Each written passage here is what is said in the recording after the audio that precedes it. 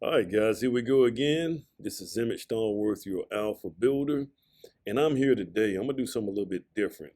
I'm going to do a reaction video, and I'm going to react against one of my buddies. Let's get into it.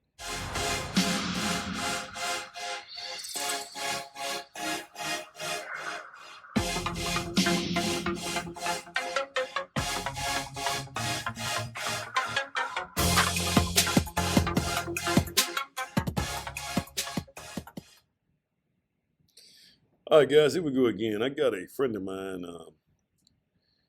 I think we have two different ideologies. Well, I don't think. I know we got two different ideologies on home ownership.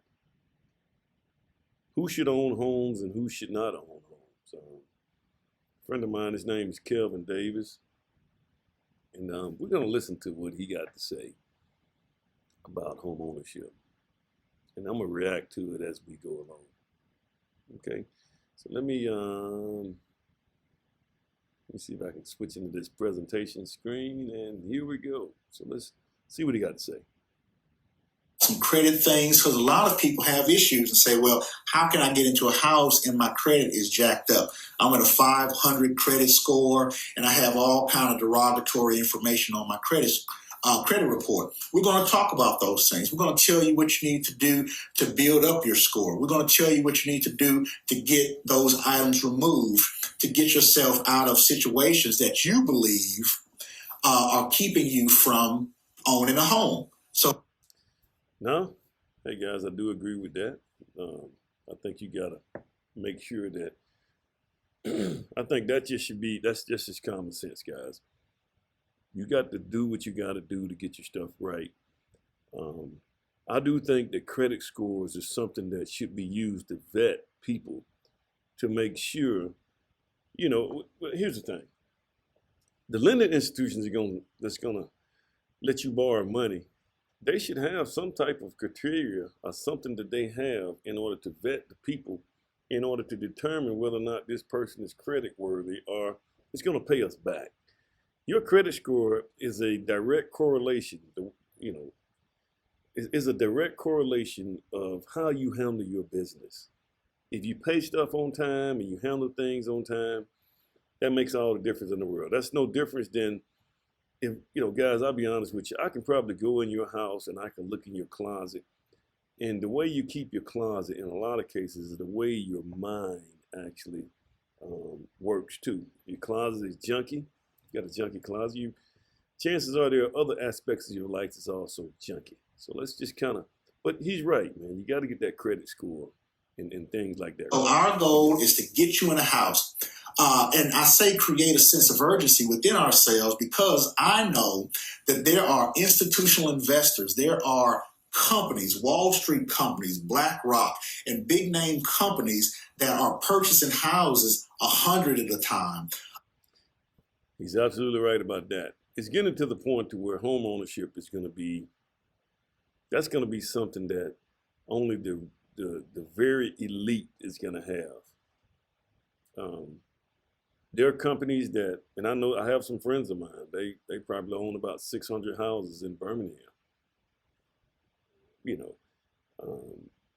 They're purchasing houses just to rent them. This is it. But I don't think that this should be something that should be rushed. I think people, everybody's gonna do this on their own time. And I think that there is a level of maturity that it takes in order to be there. Everybody doesn't mature at the same time. I don't think, really, to be honest with you, with the advent of the internet in our fingers, you don't need a program to help you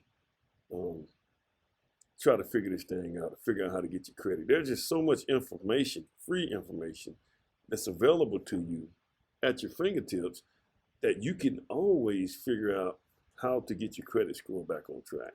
If your credit score is off track, if you got low credit scores, if you got bills, if you got too much debt. The biggest thing is that the Americans have gotten to the point to where it's just the norm to have debt. it wasn't like this back when I was a kid. When I was a kid, you paid people off, you got them done. But now it's the norm to have a car note for 7 years, to have a mortgage for 30 years, and just really never pay them off. And we going out here buying these houses when in a lot of cases we can't afford them, to be honest with you. And we're becoming debt slaves for the rest of our lives. It's getting to the point now where, I mean, it's almost like, back in the day when they had slaves, they had slave quarters, and the slave owners had to actually, they had to pay for the slaves being housed. They had to pay for their food. And by the way, guys, make no mistake about it, it wasn't just white slave owners. There were also black slave owners. And, I know people don't believe me, but you can go research this for yourself.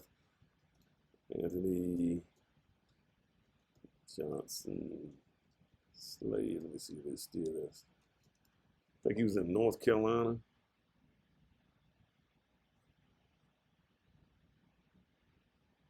Here it is, right? Let me see if they got him right here.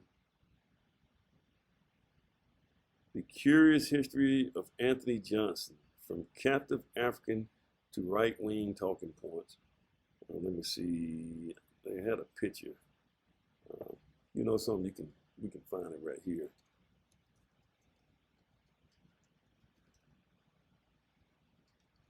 Let me see. It's right here. There you go, right there, Anthony Johnson. Let me see if they pull up something right here. Gosh, they took his picture down, guys.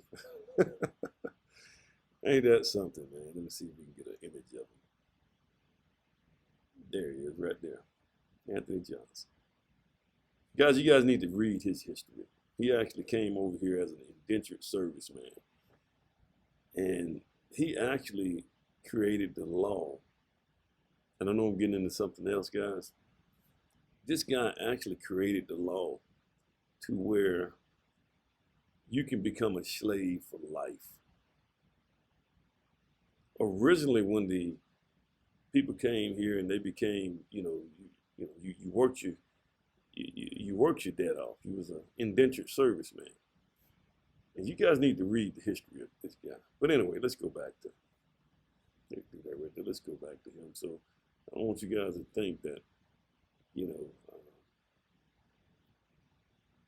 this is only, back in the slavery times and things like that, it was only black people that was, it was only white people that was mistreating black people. It was both ways. But here we go. 1,000 houses at a time, and they're not purchasing these houses to sell them again because they want to make a profit from the sale. What's wrong with that? If you got a business, your business should be for profit. Nothing wrong with that. That's what business is about. And if people can't buy houses and somebody else can buy houses for them, and they can rent it out to them, what's wrong with that? Purchasing these houses so as to rent them. They want to rent forever because that's money coming in. That's good money. In essence, guys, you are going to rent forever. Even if you pay for a house free and clear, you're going to pay taxes forever on that house. You really never own property. You're not going to own it. You're going to always have taxes you're going to have to pay on it. I mean, we going through that right now in Birmingham. They got all these tax delinquent properties. You can always pay something. Passive money coming in. You're always going to have someone who's going to be a renter, whether it's a college student, whether it's a person getting out of their parents' house for the first time, or whether it's a person who's going to a new city, hadn't decided on being there forever. So maybe they're just going to rent for a while and see how they like it. There's always going to be. Also, guys, if you rent a house, I have to pause every once in a while, man, for him. But guys, if you rent a house, that means that you're not, maybe you have to get up and leave. Maybe you have a job opportunity somewhere else. you know, it opens up doors for you to be able to have split second flexibility to make a move if you need to. So that's not a bad thing, guys. You know, renting is just not, you know, owning a house and having a mortgage. Like I said, you really never own it. You own it after you pay that last mortgage. Okay. And even when you pay that last mortgage, you're still gonna pay taxes for the rest of that house duration, as long as it's on that land. But some people don't like, especially this new generation, they don't like to be bogged down with a house. They don't like to they like to be able to just leave if need be. And that commitment, that's a big commitment. Someone renting. So with that being the case, these companies are buying houses, and most of the houses that they're buying the houses that traditionally we as Black folks would purchase, the $150,000 and down house in that market range. So unless you're able to purchase a house So what he's saying is that Black people are the ones that buy the houses, the low income houses. I don't agree with it. Well,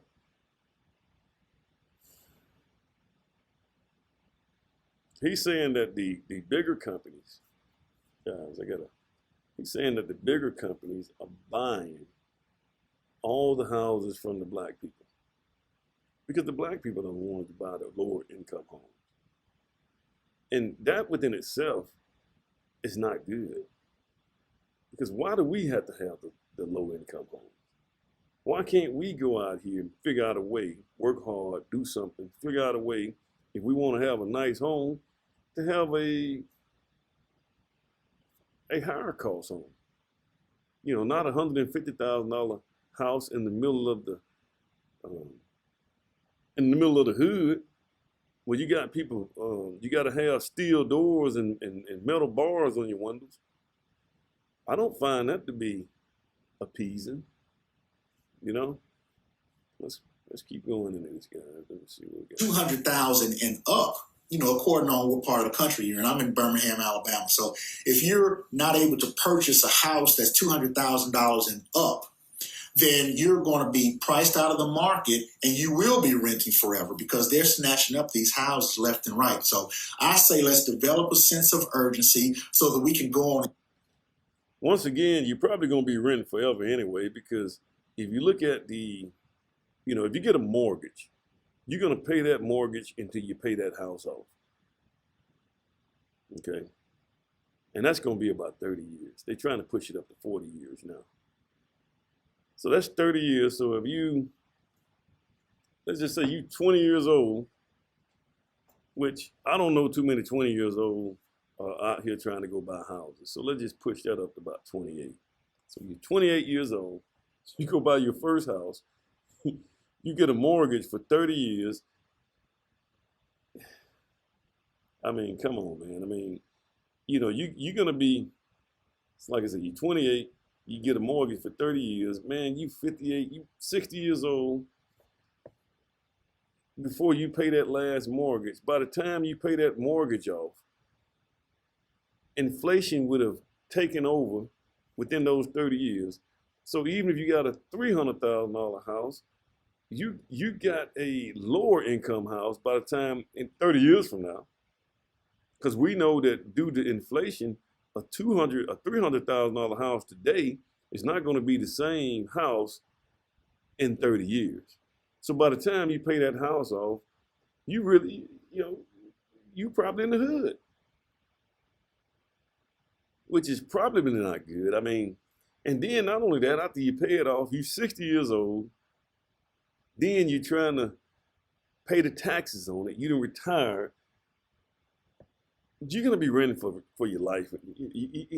Guys, we got to figure out a way to get up above that threshold to where you have the low income and upper class.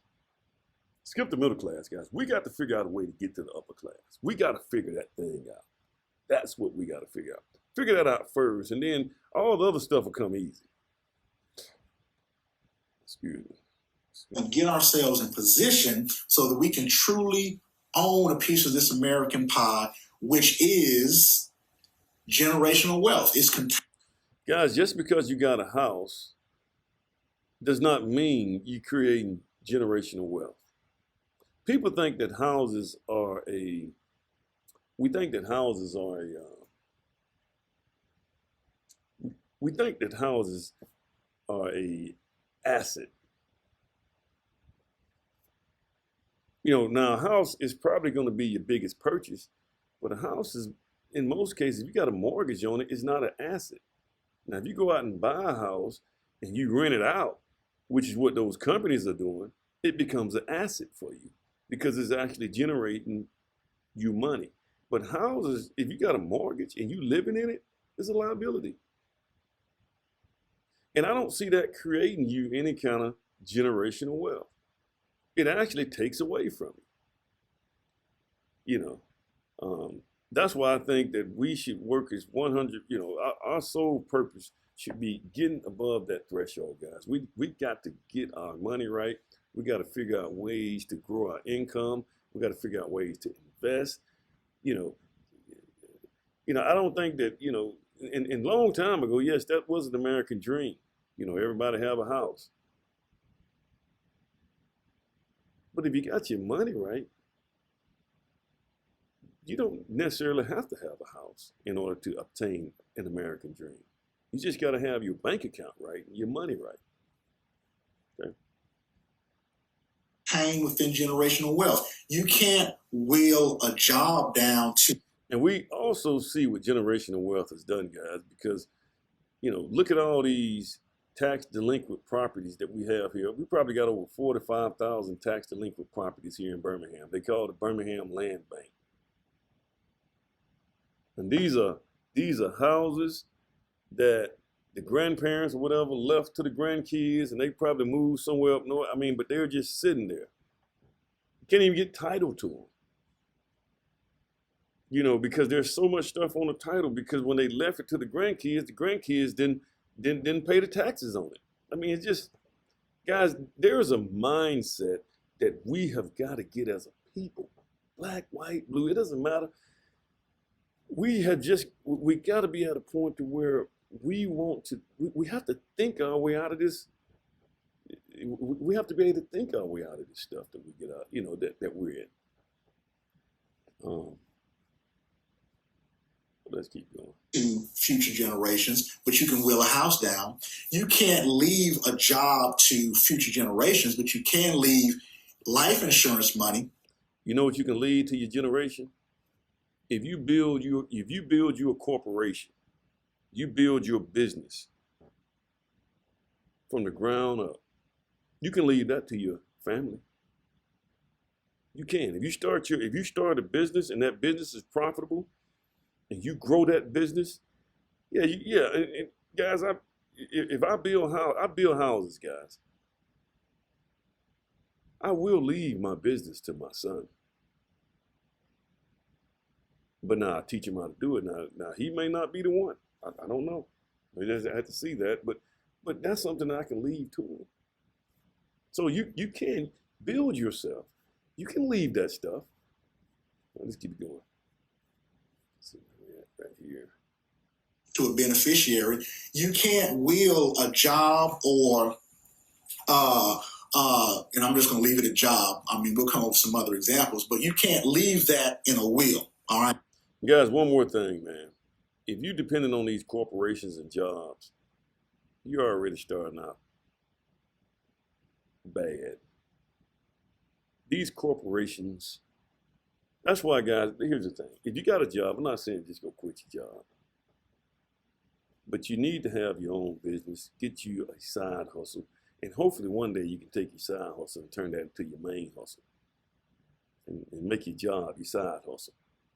But if you guys got a job, man, these corporations don't care. If something happened to you, they will cut you loose, man, in a heartbeat. Or if something happened to you, they will replace you in 2 hours, like they did Nick Saban. So if you're sitting here thinking about jobs, man, that's not the mindset you should have. But you can leave a business business that you've created or side hustle that you turn into a business. Maybe you have a little catering side hustles that you're doing, doing little events for your friends or people, at your church, but you turn that into an actual business. My bad. He actually said what I said, guys. I didn't even listen to the whole thing. I'm trying to do a reaction video as we go, but he's actually right on point. We're on the same page when it comes down to that. All right, let's keep it. Way to go, Kevin. The LLC set up, or maybe. All right, so he got that one. Let me see. You got one more here. That's right for a 20-year-old versus encourage the churches to begin to take it serious and begin to put together. I just want to encourage the churches to begin to take it serious and begin to put together programs that are really going to help people. Well, you know something, man? That becomes a problem because a lot of these, especially in our sector, in the black neighborhoods, guys, a lot of the church pastors don't even live in the neighborhood that they preach in. So how are we gonna fix that? Back in the day when I was coming up, man, the churches lived in the community. The kids went to school in the community. It's not like that anymore, man. Most of the time, the pastors live way outside of the community. They 2-3 hours away from the community. They don't even want to be around the community. This becomes the problem. They come in and I'm not saying all, guys, so don't get me on this thing. I'm picking at pastors and stuff, but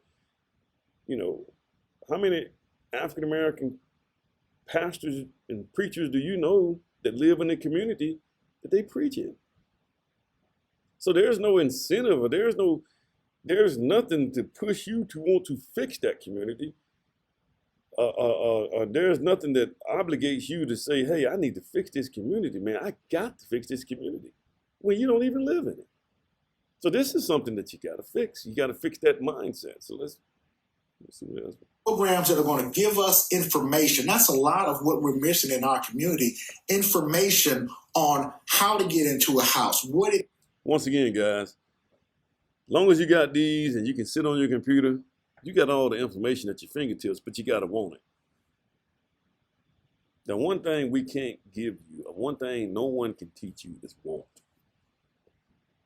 That's something you got to get, man. You got to have that, man. No service or none of you got to want it yourself. It takes how to qualify for a mortgage, how to get my credit straightened out. What type of insurance do I need? Whole life, term for the state that I am in my life, whether I'm a 20-year-old or an 80-year-old, what type of insurance do I need? I'm sure there's a difference between the insurance that's right for a 20-year-old versus the insurance that's right for an 80-year-old person. What type of business should I try to set up? A LLC or corporation? Should I continue to allow myself to operate this side business as a solo, not a solo practitioner, but a person who's just doing it in my name, potentially taking on a lot of unnecessary liability? I'm saying to the churches specifically because there are a lot of leaders in our community, and most. Let me just see this right,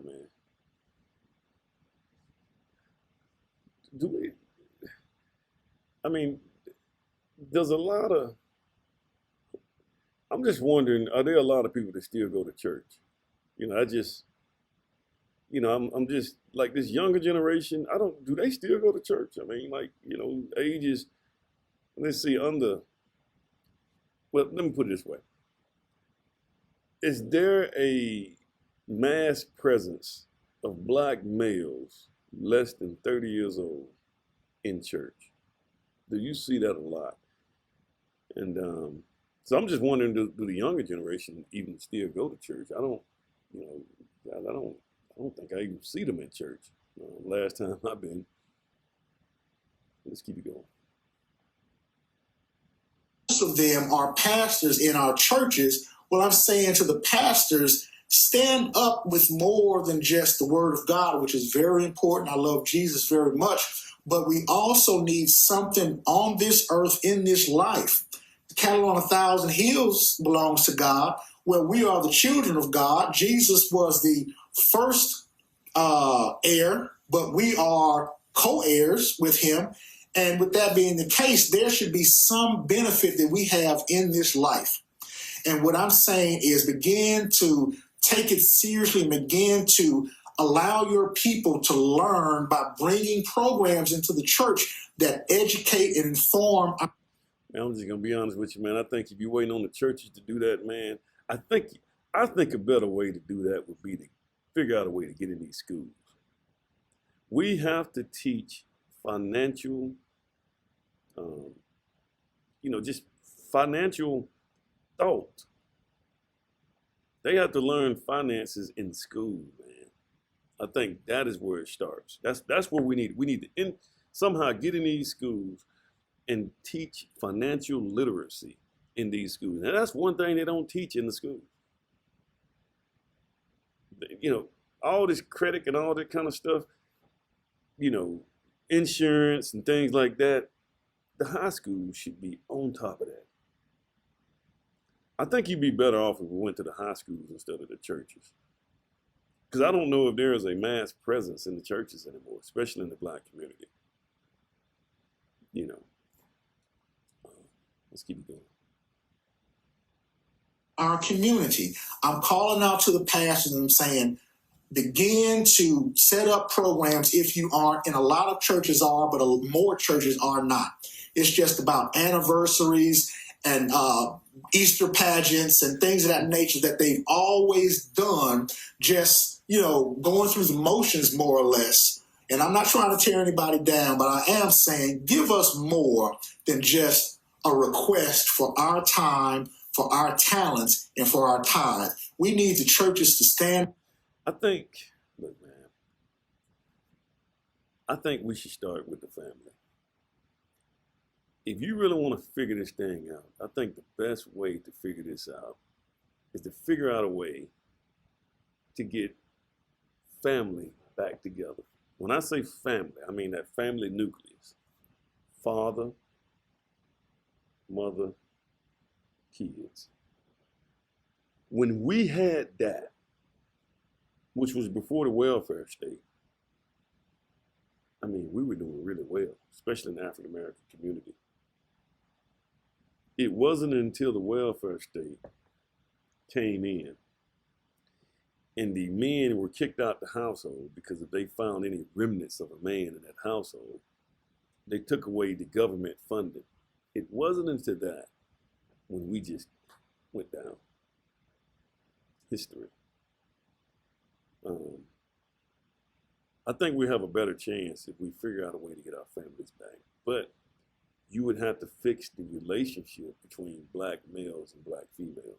I think that would be the next thing that you would have to figure out a way to fix. But that's just my thoughts. Stand up. We need you pastors to stand up and begin to give us information so that we can function in this world as God would have us to, more than conquerors, above only and not beneath. All right, guys. I guess that's the end of it. But I hear what he's saying.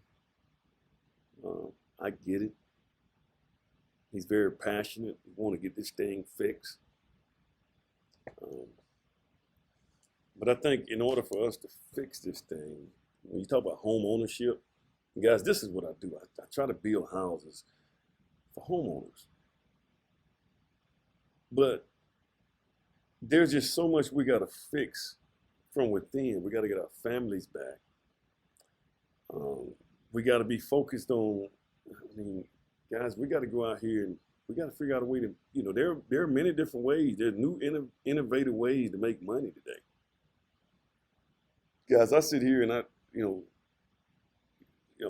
construction, man, if we can get these guys out here and quit thinking about football and rapping and all that kind of stuff, and they can just focus on blue collar work instead of trying to go to college and be there for 4 years and accumulate all this student loan debt and then you get out here and not only are you you have to pay the student loan debt. Then you're out here, you don't even have a job in the field that you went to school in. But blue collar work, man, you can go to a trade school. You don't even necessarily have to go to a trade school in most cases, guys, because some of the like framing, sheetrock, painting, you don't have to have a license to do those things. Guys, you can go down there and take the home builders test. If you pass the test, you get your license. I mean, you have to apply for it. Now, you may have to, that test is going to require you to know a little bit about construction to get it. But guys, there are so many ways we can make money. We got to generate that money. We got to get our families back on track. You get your families back on track. You have the resources and the money. You raise your kids in a household with both parents, which is always probably a better scenario. Not probably, but it is a better scenario. Their expectations are going to be different because they're growing up in a family unit, family structure with both parents in a decent home. So their expectations are going to be different. They're going to expect to be in a nice house. And they're going to do whatever it takes to go out there and make it happen when they get older. So, hey guys, appreciate you guys for stopping in. Like, share, subscribe. This is my first reaction video. May try a couple of more later on. You guys have a good one.